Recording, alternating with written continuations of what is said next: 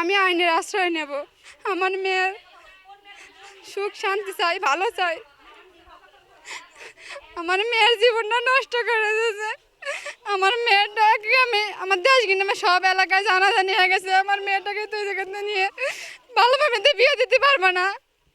আমার হাজবেন্ড নেই, আমি খুবই গরিব, মাসি বাড়ি কাজ করে খাই। আমার ভবিষ্যতে মেয়ের ভবিষ্যতের জন্য যে টাকা পয়সা ঘরে রাখছিলাম, গহনাগাড়ি টাকা পয়সা সব এই ছেলে ফুসলাই ফাসলে আমার মেয়ে সব বাড়ির থেকে নিয়ে চলে আইছে। আসসালামু আলাইকুম। আমার নাম উম্মে কুলসুম। আমার বাড়ি বেম্মপুর, শোলকুপা, ঝিঙাইদহ থানা। আমার আমার মেয়ে আমার এই শতালভার ছেলের সাথে মানে দীর্ঘদিন সম্পর্ক। আমার বাড়িতে যাওয়া আসা করে। আমি এ জায়গায় ছিলাম না, আমি ঢাকায় কাজের সন্ধানে যাই, আমার মার কাছে রেখে যাই। এই সুযোগে আমার মেয়ের দুর্বলতার সুযোগ নিয়ে আমি বাড়ি আসি। আমার মা অসুস্থর কথা শুনে এখন আমার মেয়েরা নিয়ে ডাক্তারের কাছে যায়।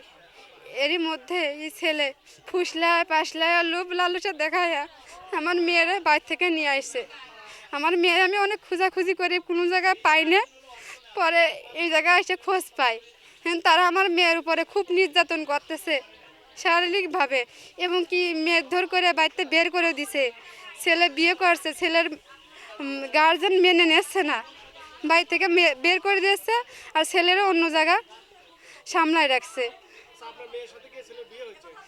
জি, আমার মেয়ের সাথে ছেলের বিয়ে হয়েছে সম্পর্ক করে, আর কি ছেলের গার্জেন মা বাপ এরা মেনে নিচ্ছে না। বের থেকে আমি আইনের আশ্রয় নেব।